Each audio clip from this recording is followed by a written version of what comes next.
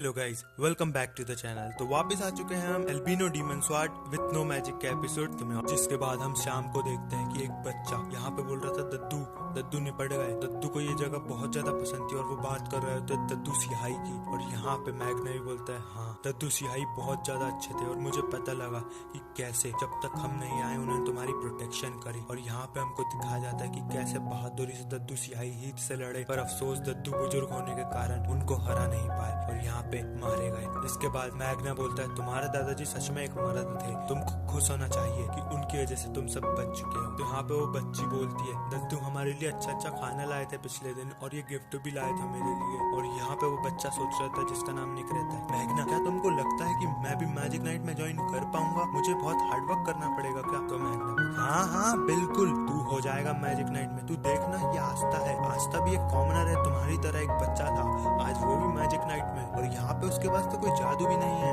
जिसके बाद वो बच्चा बड़ा ही खुश होता है और आस्था बोलता है पर उसके लिए तुम्हें बहुत मेहनत करनी पड़ेगी बच्चे, तो तुम्हारा बेस्ट करना गंबरे। और यहाँ पे आस्था आगे भी बोलता है कि मैजिक नाइट में आने के बाद मैं विजार्ड किंग भी बनूंगा, तू देखना मेरे को, और यहाँ पे मैं तेरा वेट करूंगा। तो वो बच्चा बोलता है हाँ ठीक है। जिसके बाद हम देखते हैं वही चिड़िया यहाँ पे आस्था को आके खचड़ पचड़ करके मार रही होती है और आस्था बोल रहा था तेरी दिक्कत क्या है चिड़िया कहीं की, मेरा खोपड़ा फोड़ेगी क्या? और उसके मुंह में वो देखता है पत्थर। जिसके बाद यहाँ पे वो बच्चा बोलता है ये पत्थर तो मेरे दादाजी का है। तो आस्था चिड़िया से वो पत्थर छुड़ा रहा था, पर वो बच्चा बोलता है कोई बात नहीं, तुमने हमारी जान बचाई है, इसके लिए मैं तुम्हें ये पत्थर तो दे ही सकता हूँ, एज अ गिफ्ट ये तुम रख लो। और वो चिड़िया बैठ जाती है आस्था के खोपड़े पे आके। पर यहाँ पे नोएल बोल रही थी यार ये कितनी क्यूट सी है, मेरे पास भी आओ मेरे पास भी आओ। पर वो बोलती है हट और आस्था को दोचने लगती है। आस्था भाग रहा था उसके पीछे, बोल रहा था रुक जा तेरी तो पुंगी बजा दूंगा, तेरे को जो चिकन तंदूरी बना के खजाऊंगा। पर आस्था तो उससे पिट रहा होता है चिड़िया से भी, गधा ही है आस्था तो। जिसके अगले सीन में हम देखते हैं एक बंदे को जो यहाँ पे नील डाउन होता है किसी के आगे, बोल रहा होता है हीथ हार चुका है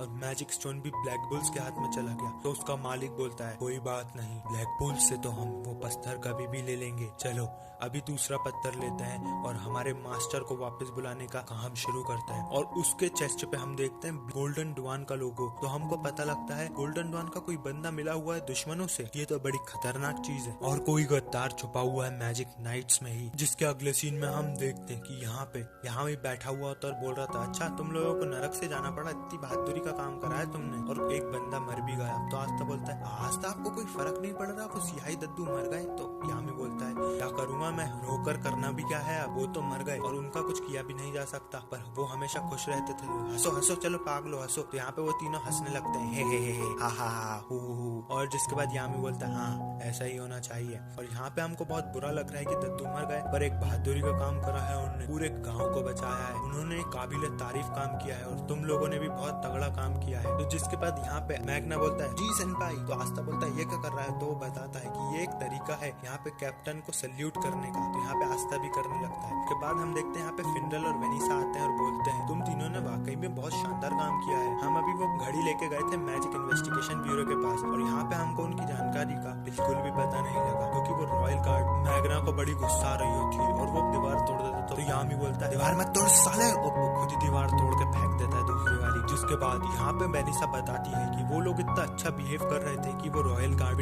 के किसी बंदे के द्वारा हायर किए गए रॉयल गार्ड्स होंगे। जिसके बाद वो चिड़िया यहाँ पे मार रही होती है आस्था को। तो आस्था बोलता है तेरी तो तंगड़ी खजाऊंगा, और यहाँ पे नोएल बोल रही थी तू खा के दिखा इसको, और दोनों लड़ रहे होते हैं। जिसके बाद यामी बोलता है लड़ाई मत करो, पर वो खुद एक और दीवार वापस से तोड़ देता है। जिसके बाद यामी बोलता है वो चाहे रॉयल्टी हो या नोबिलिटी, हमारा काम है जब तक रिपोर्ट नहीं आए तब तक कोई कदम नहीं उठाना। फिर यामी बोलता है तुम्हारे जो भी कारनामे तुमने अभी की है विजार्ड किंग बड़े खुश हुए हैं और तुमको एक स्टार दिया है, ये देखो।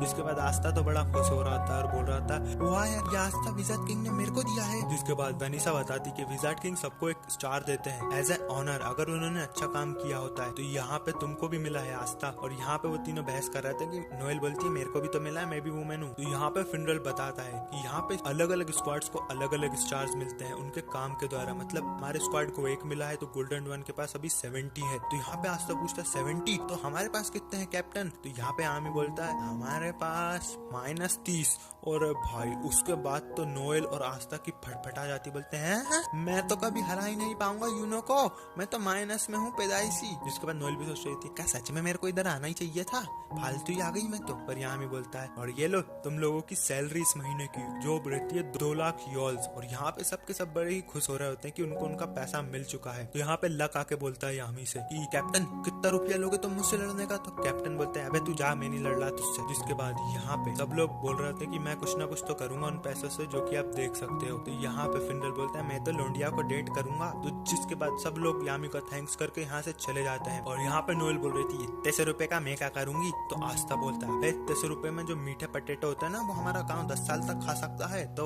नोएल बोलती है वो है क्या। तो बोलती तेरे को यही नहीं पता, ये कचड़ा चड़ा मैं नहीं खाती, मैं हूँ राजा महाराजा। तो आस्था बोलता है हाँ चुप रहे पता है। जिसके बाद वेनिसा यहाँ पे आस्था से आके पूछती है और नोएल से तुम लोग क्या करोगे इन पैसे का छोटे बच्चे। तो आस्था बोलता है मैं थोड़ा पैसा गाँव में भेजूंगा चर्च में ताकि वो लोग भी कुछ खरीद लें और अच्छी चीज खा सके। तो यहाँ पे मैग्ना भी बोलता है हाँ मैं भी भेजता हूँ वो पैसा गाँव में, पर जब भी वो मैं सट्टे में जीत जाऊंगा ना तभी भेजूंगा, अभी नहीं भेज रहा। जिसका नोएल बोलती है ये कभी नहीं सुधरेगा। तो यहाँ पे वेनिसा बोलती है तुम थोड़ा पैसा अपने लिए भी बचाओ। तो यहाँ पे आस्था बोलता है मैं क्या खरीदूं। तो वेनिसा बोलती है चलो कल हम सब मार्केट चलते हैं। जिसके बाद हम देखते हैं वो चिड़िया के पास एक और पत्थर आता है, वो चोर रहती है 1 नंबर की चिड़िया, पत्थर चुरा रही होती है कहीं से। और यहाँ पे दूसरे दिन उनकी छुट्टी भी रहती है। तो यहाँ पे मैग्ना आस्था को लेके जाता है और खोपड़े पे एक एप्पल रख के बोलता है हिलना मत रे तू। और यहाँ पे फायरवॉल से अटैक करता है जो कि एप्पल को तो मार देती है पर आस्था का खोपड़ा जला देती है। और यहाँ पे वो चर्च के लिए लेटर लिख रहा था तो सोच रहा होता है कि लिली सिस्टर अगले महीने तक तो मैं विजार्ड किंग बन ही जाऊंगा, तो अभी तो पैसा भेज रहा हूँ थोड़ा सा, पर अगले महीने आऊंगा और तुमसे शादी कर लूंगा सिस्टर लिली। तो जिसके बाद यहाँ पे वो खुश हो रहा होता है और रात हो रही होती है और वो ये भी सोच रहा था कि विजार्ड किंग किस तरीके के बंदे होंगे। जिसके बाद दूसरे दिन हम देखते हैं वेनिसा, नोएल और आस्था यहाँ पे झाड़ू पे चढ़ के जा रहे होते हैं मार्केट की साइड ताकि कुछ खरीद लें। जिसके बाद वापस आस्था उसको पकड़ रहा होता है नोएल को, तो नोएल एक मुक्के में उसको फिर टपका देती है नीचे। और यहाँ हमको बताया जाता है कि यहाँ पे नोबल रिलम में वो जा रहे हैं और कॉमन रिलम में रहते हैं कॉमन लोग, नोबल रिलम में रहते हैं नोबल लोग और फोर्सेकन रिलम में रहते हैं उठाई गिरे मतलब कम जाति के लोग, ऐसा उसमें बोला गया है। और जिसके बाद वो मार्केट में आ जाते हैं तो उनको बहुत ज्यादा चहल पहल लग रही होती है। यहाँ पे आस्था सोच रहा था एक दिन मैं चर्च के सब लोगों को और सिस्टर लिली को भी इस मार्केट में घुमाने फिराने लाऊंगा। और यहाँ पे हम देखते हैं गुचिया को जो कि उसकी बहन के लिए पूरे मार्केट के कपड़े खरीद लाता है 2 लाख रुपए से और जा रहा होता है उसकी बहन से मिलने। यहाँ पे हम दूसरी साइड देखते हैं एक बच्ची जो कि भागते हुए जा रही होती है अंदर एक रेस्टोरेंट में, पर वो और कोई नहीं चार्मी रहती है। तो यहाँ पे वो पूरा महीने भर की कमाई लाती है खाने का कंपटीशन करने एक शेफ से, जहाँ पे शेफ बड़ी बड़ी डिशेस लाता है और बोलता है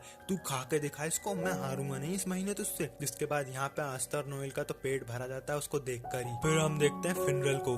फिनरल यहाँ पे लोंडिया से पूछ रहा था क्या तुम मेरे साथ घूमने फिरने चलोगी, चलो तुम्हारे बच्चों को भी ले चलो। तो वो एक झापड़ देके बोलती है अबे वो ये मेरे भाई बहन है, चल मैं जल्दी में निकल यहाँ से। और यहाँ पे वो सोचता है यार ये लड़कियां कितनी मजबूत हैं, आई नहीं बोल। जिसके बाद वो बार बार दूसरी लड़कियों पे जा रहा होता है पर जूते खा रहा होता है। और यहाँ पे आस्था भी बड़ा खुश हो रहा होता है कि यार कितना मजा आ रहा है इधर। और यहाँ पे वो बात कर रहे होते हैं कि उन लोगों को क्या कुछ खरीदना है। जिसके बाद यहाँ पे बाकी जो आसपास खड़े लोग होते हैं वो बोल रहे होते हैं ये मैजिक नाइट्स हैं और ये तो ब्लैक बुल्स से हैं, हमको इनसे दूर ही रहना चाहिए। तो यहाँ पे वो नोएल बोलती है ये लोग क्या बातें कर रहे हैं। तो वेनिसा बताती है कुछ नहीं, जरा खुश हो रहा है, हमारे फैंस हैं, जबरा फैंस हैं। तो नोएल बोलती है सच में। और जिसके बाद हम देखते हैं यहाँ पे वेनिसा कुछ दवाई ववाई खरीद लाती है और बोलती है चलो अगली जगह लेके जाती है जहाँ पे बहुत ज्यादा शांति और कमाल की चीजें मिलती है। यहाँ पे वो एक डेड एंड पे पहुंच जाते हैं जहाँ पे दीवार में से वो अंदर घुस जाती है। तो आस्था और नोएल शॉक होते हैं और यहाँ पे वो पहुंच जाते हैं एक जगह पर जो की रहती है ब्लैक मार्केट। और यहाँ पे हर तरीके का सामान मिलता है, कुछ भी खरीद सकते हो आप यहाँ, कुछ भी, बस आपके पास पैसा होना चाहिए। और ये बहुत खतरनाक भी हो सकता है पर बहुत कारगर भी। जिसके बाद यहाँ पे वेनिसा नोएल से पूछ रही थी तुम मेरे को एक्साइटेड नहीं दिख रही, क्या हुआ। तो नोएल बोलती है कुछ नहीं। तो यहाँ पे वेनिसा बोलती है वाह मैं समझ गई,